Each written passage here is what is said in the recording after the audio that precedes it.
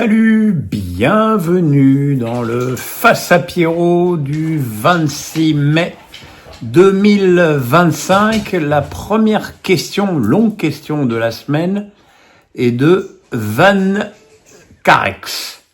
Je regrette que vous ne soyez plus sur les plateaux, émissions de sport, comment se fait-il que depuis toujours, les médias français encensent le club qu'est l'OM en faisant semblant de ne pas savoir qu'un certain Jean-Pierre Bernès a avoué au tribunal avoir acheté un nombre de matchs entre 89 et 93, aveu facilement trouvable via le procès-verbal de l'époque, période qui représente 90% du palmarès de l'OM. Très peu ont osé parler, Edli, Wenger, Petit, Olmeta, Fratani, Cascarino, Atley, même JPP avait parlé il y a quelques années. Pourquoi les médias ont-ils peur de faire leur boulot? À l'aube de la finale PSG-Inter, on sent bien la retenue des médias qui se sentent obligés d'encenser l'OM de 93. Quelle est votre analyse de tout ça? Je suis pas d'accord avec ce que tu dis. Moi, je pense que le sujet à l'époque a été extrêmement traité. Faut pas oublier que Marseille a été rétrogradé en Ligue 2, que Bernard Tapie a été en prison. L'affaire a été jugée, les gens ont été condamnés. Franchement, le rapport entre la finale PSG-Inter et le Marseille-Milan AC, voilà, c'est que c'est un club français et que c'est contre un club italien à Munich. Mais bon, sinon, comme je l'ai souvent l'occasion de le dire, j'aime pas trop faire les brocantes. Guillaume Alicia me dit Lyon qui doit de l'argent à l'URSSAF, jusqu'où les problèmes financiers de l'OL iront-ils? Et ça, c'est un problème, hein, et c'est toujours dans la même chose dans ces clubs qui creusent du déficit, c'est que on trouve finalement au fur et à mesure des rats et des rats crevés dans les placards. Devoir de l'argent à l'URSSAF, c'est le propre d'une société en difficulté.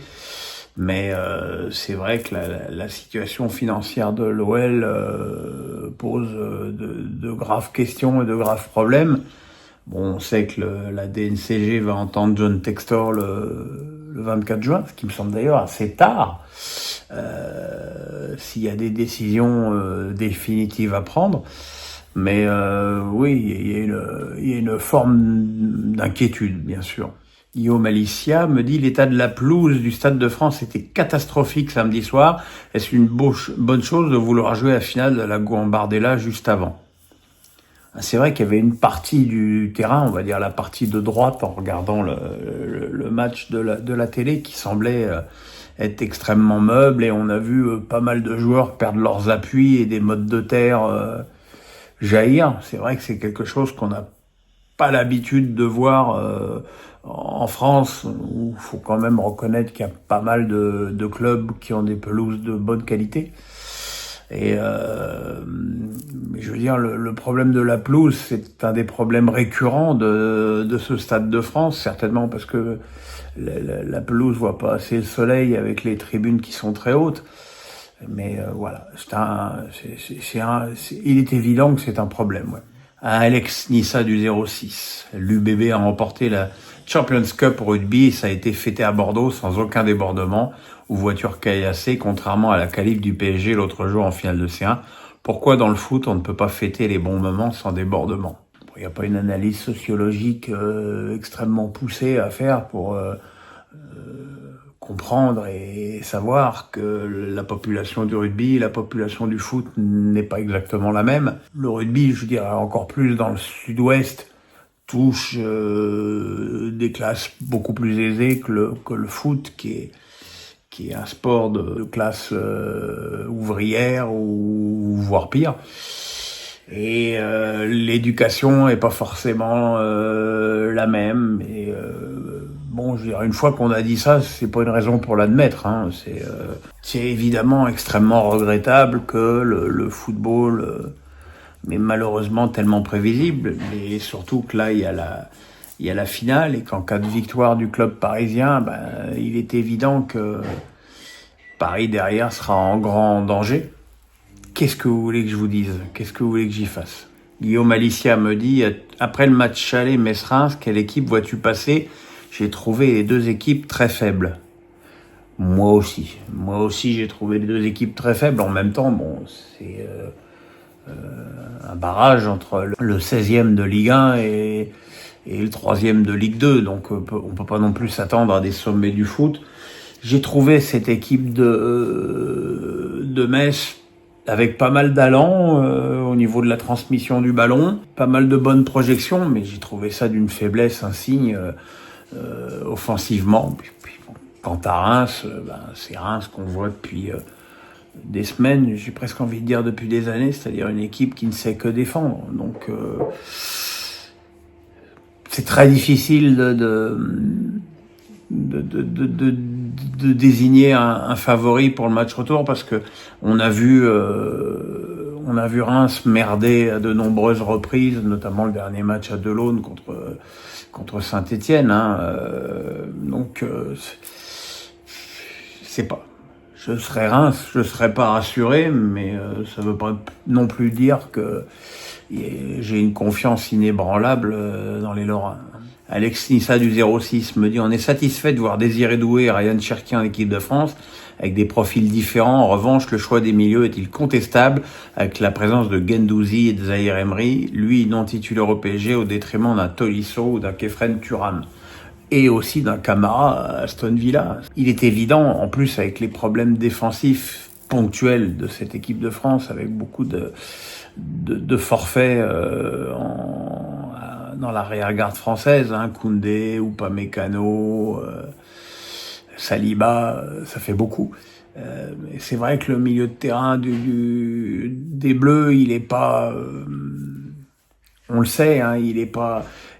On sait que depuis la retraite de Griezmann, il manquait cet agent de liaison et que là, effectivement, l'arrivée de Dolizé, de Doué, maintenant de Cherki peut-être permettre à cette équipe de France d'avoir un joueur qui puisse faire la liaison entre le milieu et l'attaque. Mais il faut qu'il y ait des milieux qui aient un petit peu plus de personnalité. Bon, je veux dire, Adrien Rabiot est évidemment un des cadres de cette équipe. Maintenant, il faudra voir quel sera le choix de Didier Deschamps. Est-ce qu'il va jouer à 4 éléments offensifs ou 3 contre l'Espagne? Moi, de goût, j'aimerais mieux qu'on joue à 4 éléments offensifs, quitte à jouer contre une équipe qui nous est supposée être supérieure. Autant essayer de provoquer des problèmes défensifs dans l'arrière-garde espagnole. Mais je doute que Deschamps pense la même chose que moi. Guillaume Alicia me dit: comment as-tu trouvé l'hommage de Roland Garros à Raphaël Nadal? Je suis assez client de ce genre de choses. J'ai trouvé que c'était à l'image de Rafa quelque chose de sobre et de pudique. Ça m'a bien plu. La plaque sur le court à Raphaël Nadal, qui visiblement l'a bouleversé, j'ai trouvé ça très bien. Dans ce que j'ai moins aimé, il y a le fait de faire venir Federer, Murray et Djokovic sur le terrain et même pas leur tendre un micro. Et puis le trophée, quoi. Le trophée, un pauvre truc en plexi. Je sais même pas ce que Nadal va en faire chez lui. Je trouve qu'il y avait d'autres idées. Peut-être lui faire une réplique grandeur nature et définitive du trophée de Roland Garros aurait été... à mon avis, quelque chose de plus marquant pour lui, plutôt qu'un pauvre truc en plexi. Même moi, j'en ai eu des trophées en plexi dans ma carrière. Donc, Alex Nissa du 06 me dit: ton avis sur le niveau immonde de la finale d'Europa League entre Tottenham et Manchester United. Que penses-tu de Tottenham en remportant enfin un trophée l'année où on l'attend le moins? Alors, j'en pense rien parce que je m'étais déjà infusé en Messenger, donc je savais que ça allait être un match moisi, donc j'ai fait l'impasse dessus. J'ai visiblement plus que bien fait puisque c'était un match tout moisi, qui est d'ailleurs conforme au classement des deux équipes en Première Ligue. Après, c'est toujours pareil. Ils ont eu aussi le mérite d'aller en finale d'une compétition qui est finalement assez relevée. L'avantage, que ce soit Tottenham ou Manchester United, c'est qu'on sait que ce sont des clubs qui ont quand même des possibilités financières assez importantes qui peuvent leur permettre d'avoir un recrutement plus conséquent l'année prochaine pour Tottenham qui sera en Ligue des Champions du coup. Alex Nissa du 06 toujours me dit: malgré son 100e titre à Genève, tu dis ne pas avoir été convaincu par le niveau de Djokovic sur cette semaine. Crois-tu en un 25e Grand Chelem à Roland ou penses-tu comme moi qu'il ira en demi-grand max, car contre Sinner ou Alcaraz, il risque de faire son âge? J'ai envie de dire que si Djokovic va en demi-finale, ce sera déjà une très très belle performance. Non, j'ai pas été convaincu. Je l'ai trouvé nerveux à Genève. Bon, peut-être aussi que le contexte, le fait d'avoir perdu beaucoup de matchs au premier tour dans les tournois précédents, avait peut-être contribué à cette nervosité. J'ai trouvé, comme c'est souvent le cas lorsque Djokovic est pas bien sur le court, qu'il avait des problèmes d'équilibre. Et voilà, tu vois que après un coup droit ou un revers, il part comme ça. C'est pas un signe de confiance chez lui. Et puis très franchement, la finale contre Urshak, c'est Urshak qui la balance et parce qu'il a le break au troisième et puis même il domine quand même globalement l'ensemble du match. C'est donc une victoire. C'est un 100e trophée. C'est quand même le 3e joueur de l'histoire à remporter 100 tournois dans sa carrière. Et c'est quand même quelque chose qui mérite évidemment de s'y arrêter et le respect. Maintenant, je suis pas certain que son niveau de jeu lui permette de briller à Roland-Garros. Je pense même que dans un petit coin de sa tête, il doit plus miser ses espoirs sur Wimbledon. Mais puis il faut pas oublier qu'il a 38 ans non plus. Chris, champion x13, me dit: quel est ton avis après Stéphane Guy qui a lancé le bal, Powell et Tarago qui s'y mettent avec les mêmes éléments de langage sur un PSG non français à une semaine de la finale? Le plan com contre le PSG est clair et bien préparé. Déjà, qu'en cas de victoire, on ne pourra rien fêter en ville, préfet incompétent. Cette petite musique pour discréditer est dégueulasse. On n'attend aucun soutien, mais c'est assez incroyable tout de même. Alors, je suis très très étonné parce que sur les 400 questions que j'ai eues encore aujourd'hui, merci pour ça d'ailleurs, et je compte pas les fausses prostituées de Facebook dans les 400 questions, j'en ai au moins eu 30 ou 40 sur les déclarations de Stéphane Guy, de Powell et de Tarago, et avec une réprobation unanime.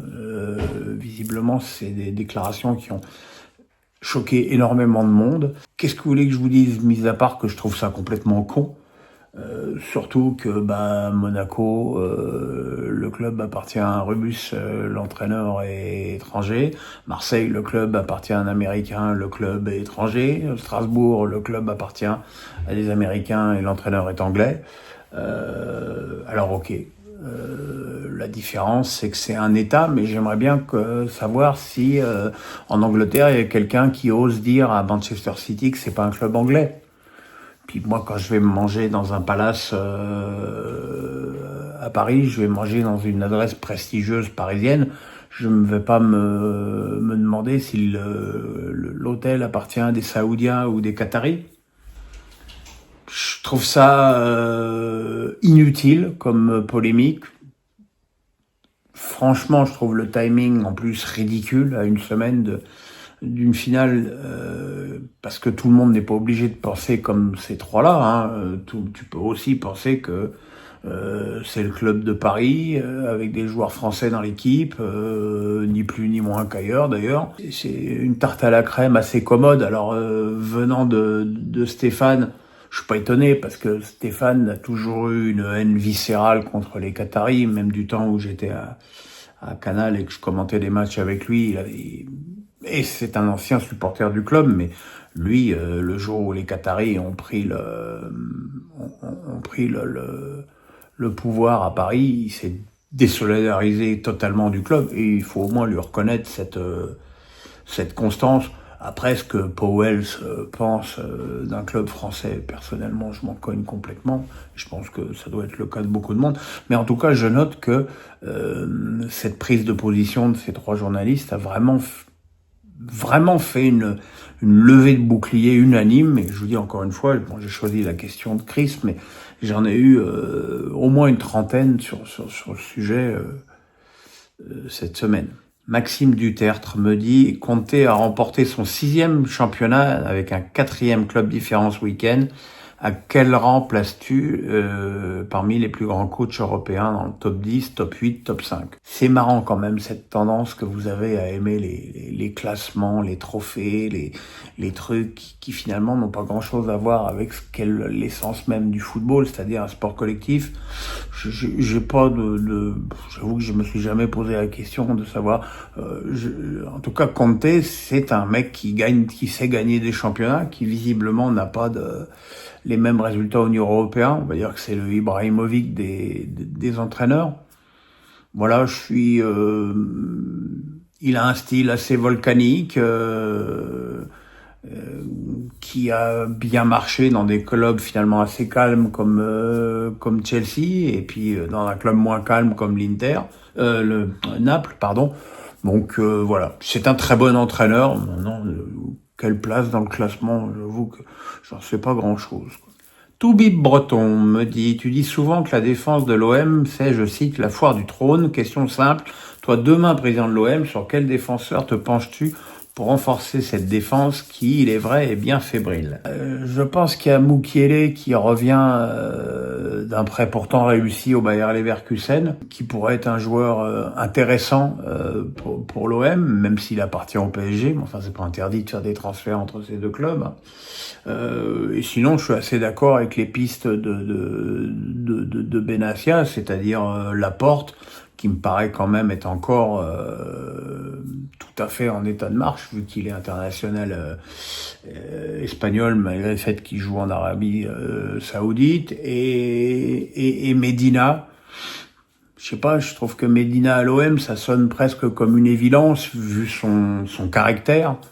Alors il faudrait pas que, du fait de porter le maillot blanc, il se croit tout permis, parce que déjà... Enfin, il se croyait déjà tout permis à Lens, ceci dit. Donc, mais non, je pense que voilà, Mukiele, Laporte, Medina, ça me paraît être des pistes intéressantes pour l'OM. Geoffrey Gagneur me dit, nous sommes le dimanche de la fête des mères et nous savons que vous étiez très attaché à la vôtre. Est-ce que la douleur de son absence s'estompe un peu? Ah, tu sais, ça fait à peine plus de 2 ans que maman est morte. Hein. Elle est morte le 3 mars. Ou le 5 d'ailleurs, je sais même plus. Le 3 ou le 5 mars, je sais même plus. 2023, donc ça fait à peine plus de 2 ans. Donc c'est encore très frais. La douleur, non, elle s'estompe pas, elle s'estompera jamais, puisque moi, comme point de repère, j'ai mon papa qui est mort, lui, le 21 mars. Décidément, le mois de mars, c'est pas mon mois. Il est mort le 21 mars 90, donc ça fait maintenant 35 ans que papa est parti. Et la douleur, elle est toujours là. Donc, il n'y a pas de... Le temps, tu apprends à vivre avec. T'es toujours dans le manque. Mon papa avait un cancer du foie, il était très malade et sa mort a presque été comme une délivrance pour moi et pour ma mère, tant il était très mal sur la fin. Ma mère, elle est morte dans son sommeil et en pleine forme. Hein. Ma mère, c'est quelqu'un qui faisait 10 km par jour à 85 ans. Donc la surprise aussi de sa mort fait que même si c'est un bel âge et qu'elle a eu la mort que toute personne âgée souhaite, c'est-à-dire sans douleur dans son lit, bah, c'est effectivement la douleur, elle est toujours là et elle est là pour toujours. Geoffrey Gagneur me dit, la presse annonce Ansu Fati du côté de la principauté, mais avec ses nombreuses blessures, cela semble une mauvaise idée. Qu'en pensez-vous? C'est-à-dire, si tu vois le niveau du joueur, c'est une bonne idée. Si tu vois le parcours du joueur depuis quelques années, c'est une très mauvaise idée. Alors effectivement, tu as toujours la tentation de te dire que si tu le retapes, eh ben tu retrouves un joueur de très haut niveau à moindre coût. Voilà, c'est un risque calculé. C'est un risque que personnellement je ne prendrais pas si j'étais un club de la dimension de Monaco, mais pourquoi pas, après tout, hein.